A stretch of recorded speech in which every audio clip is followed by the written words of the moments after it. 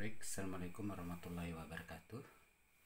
Selamat pagi, salam sejahtera untuk kita semua. Pada kesempatan ini, saya akan menyampaikan materi mata kuliah pengelolaan limbah cair B dengan topik bahasan teknologi pengolahan air limbah, sistem biologis aerob dan anaerob.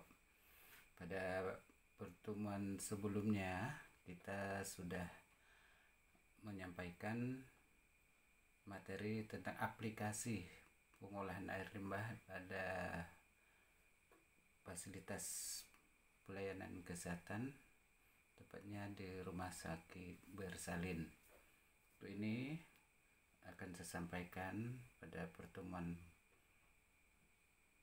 sistem online ini, yaitu di mana saudara diharapkan melalui media ini bisa memahami apa yang kita bahas pada pertemuan hari ini.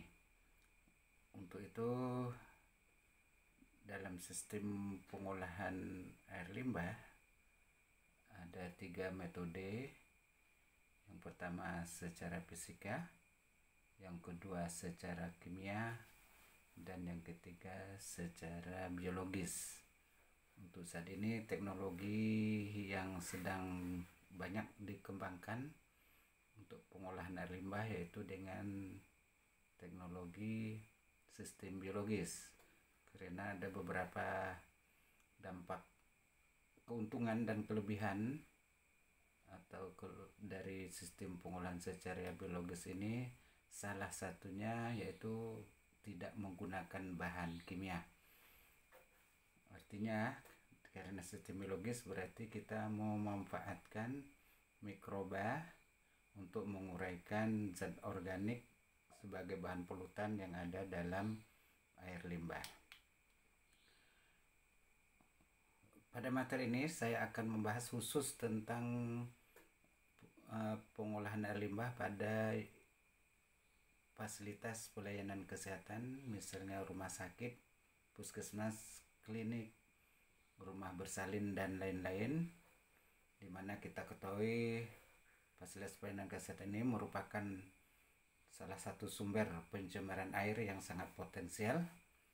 Kenapa? Karena mengandung senyawa organik yang cukup tinggi, senyawa kimia lain yang berbahaya, serta mikroorganisme patogen yang berbahaya bagi kesehatan, karena mengandung bahan polutan yang bersifat toksik atau racun, infeksius, bahkan radioaktif, sehingga sangat potensial menimbulkan dampak terhadap pencemaran lingkungan dan kesehatan masyarakat.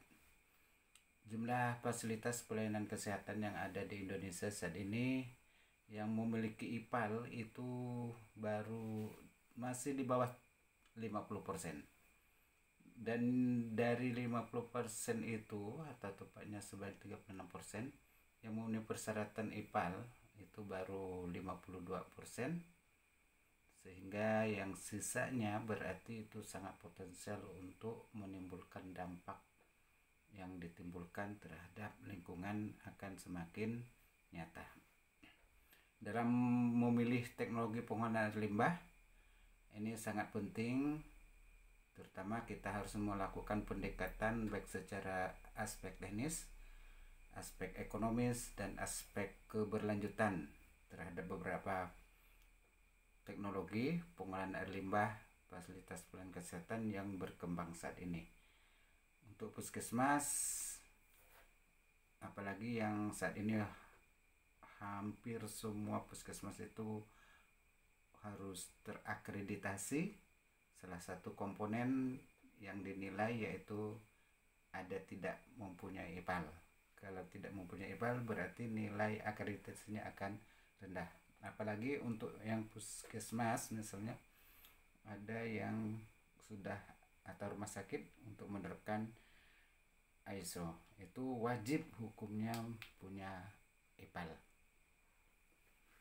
Tadi sudah saya sampaikan untuk pemilihan teknologi pengolahan air limbah pada fasilitas pelayanan kesehatan ada aspek teknis yang harus diperhatikan, di mana di sini bisa diklasifikasikan dalam 3 jenis, yaitu teknologi pengolahan secara fisik, pengolahan secara kimia, dan pengolahan secara biologis.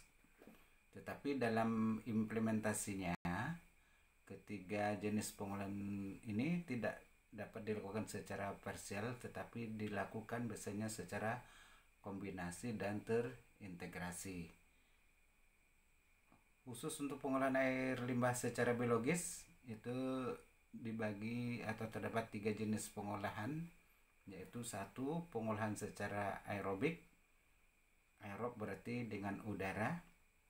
Terus secara anaerobik atau udaranya yang terbatas atau hampir tidak mempunyai udara atau oksigen. Dan yang ketiga yaitu fakultatif. Fakultatif artinya antara biologis dan antara anaerob dan aerob. Untuk teknologi proses pengolahan air limbah pelayanan kesehatan yang sering digunakan diantaranya proses aerasi kontak, proses reaktor putar biologis, proses lumpur aktif, proses biofilter upflow, dan proses biofilter anaerob-aerob, serta proses ozonisasi. Teknologi pengolahan limbah lainnya merupakan pengembangan dari kelima teknologi tersebut di atas ini.